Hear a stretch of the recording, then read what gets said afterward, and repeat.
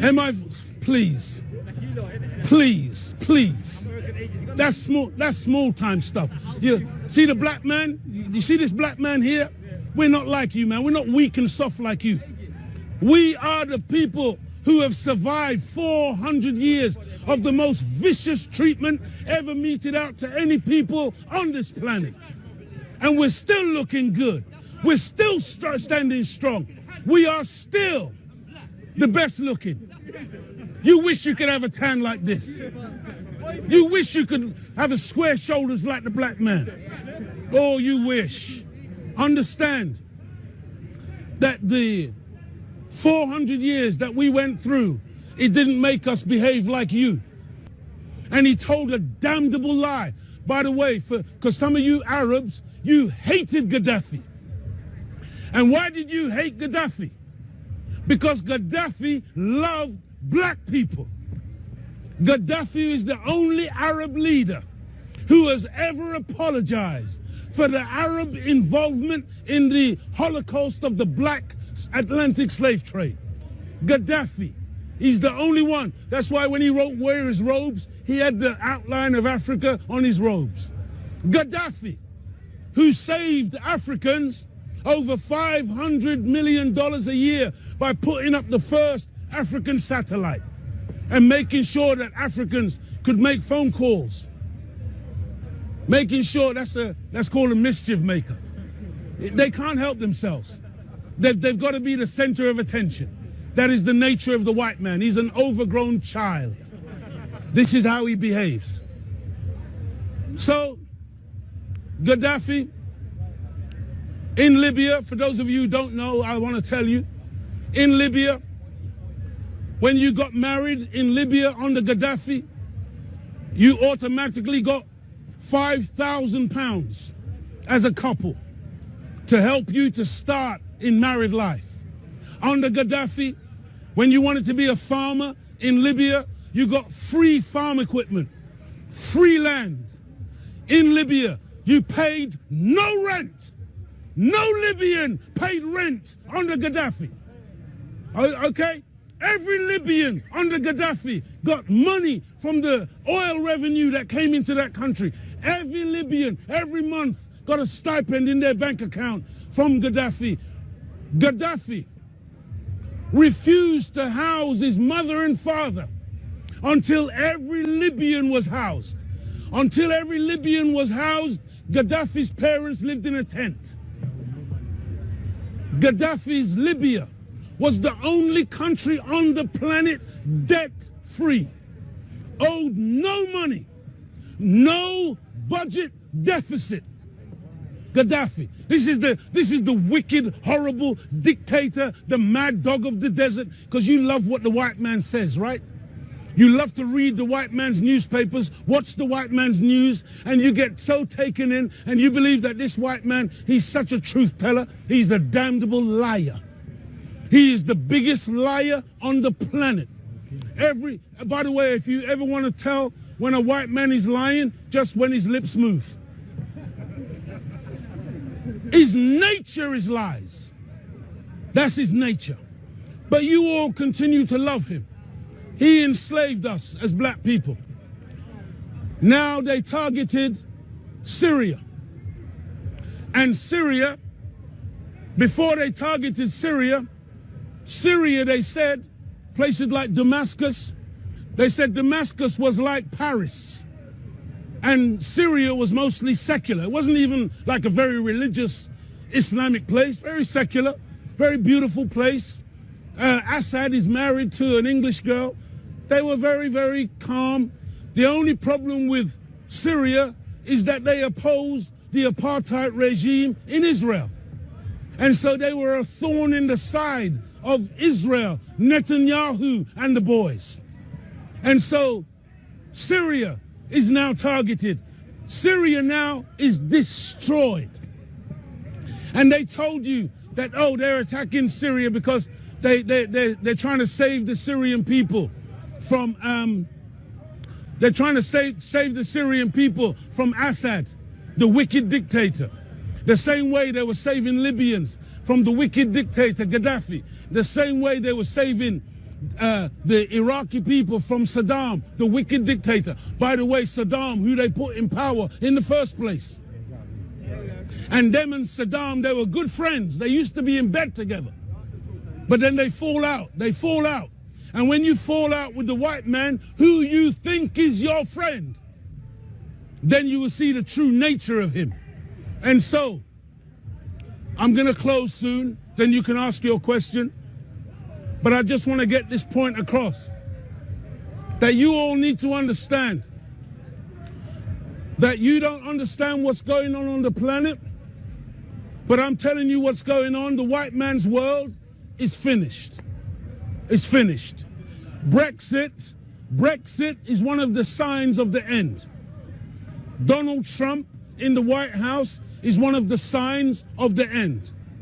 Boris Johnson becoming the Prime Minister, another sign of the end. It's all over. They are confused. Their governments are confused. They are at one another. And Europe will become a theater of war. Europe is going to war. They're making war on the Arab nations right now because they've got to crush Islam. Islam is the only thing that stands in the way of them having total domination on the planet. It is not a war on terror, it is a war on Islam. Anyone who says, La ilaha illallah, Muhammadur Rasulullah, you are a target of this enemy because Islam, because you see, if you're a true Muslim, see, the true Muslim is formidable. The true Muslim is not a terrorist. But the true Muslim fears no one and nothing but God. And they can't have that because you have to bow to the white man. The white man sees himself as the Lord of his world. He wants to be the world's policeman.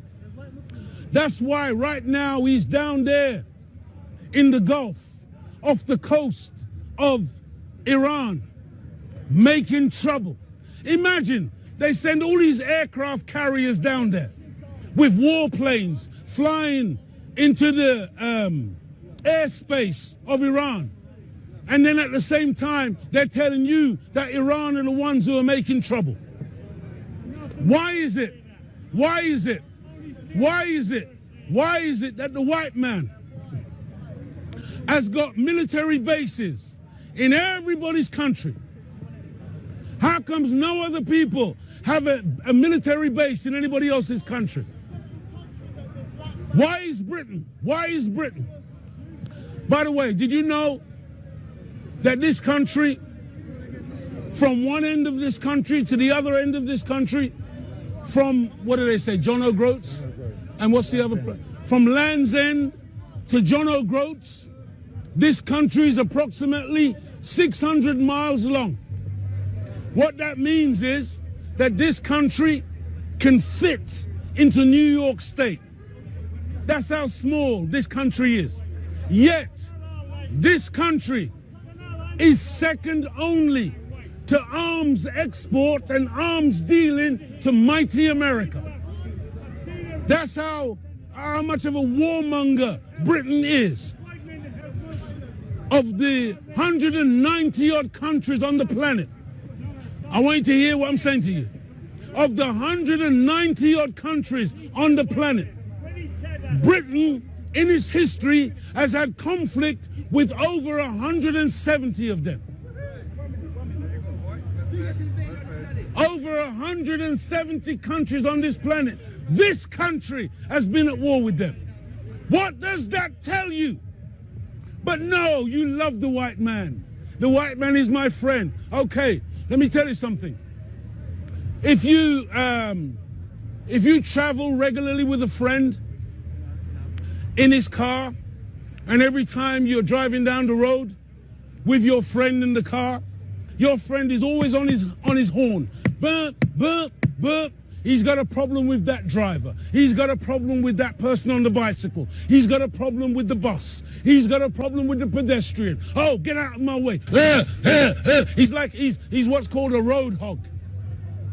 And every day you get in his car, he does the same thing. When are you going to realize that the problem is not the people out there, but the problem is your friend? When are you going to come to the realization that the problem is not the people that Britain keeps pointing you to, but the problem is right here with the white man? The white man is the devil. Yes, sir. He is the devil of your scripture. He can't help himself. Devilment and evil comes out of the white man like a web comes out of a spider. He can't help it. Some of you got white friends, and you have a little argument with him or her, and then she says, "Oh, you black bastard," and she's shocked. She's shocked. You're not only shocked, she's shocked. And she says, "Oh, I don't know where that comes from. I'm so sorry." Or she will curse a person with brown or black skin, and she'll say, "Oh, not you, you're all right. You're all right. As long as you bow to me and you capitulate and you're a good boy, you're all right." We know what we're talking about. We know the history. We are the people who have suffered at the hands of the white man for 400 years. And to this day, black people are still, some figures say, 7 times more likely to be arrested, 26 times more likely to be arrested. There are some 64 million people approximately in this country. Black people, African Caribbean, I'm one of those. I was born on the island of Jamaica. African Caribbean people, we are supposed to be approximately 1.9 million.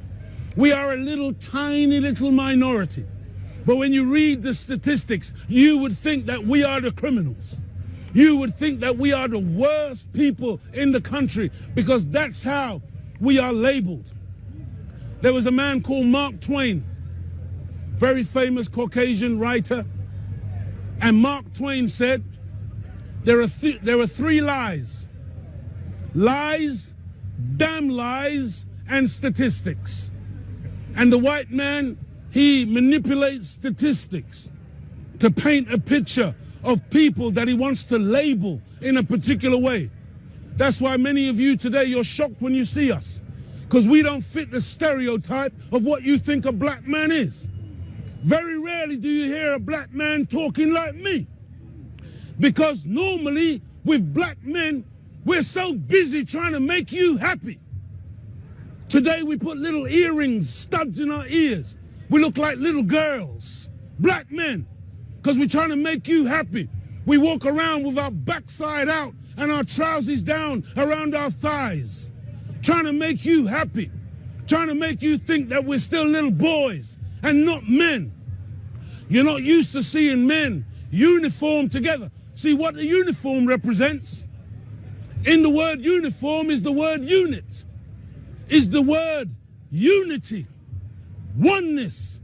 Those policemen there, none of you will dare and go and slap one of those policemen around the face now. Why? Because you know that if you slap one, you got to slap all.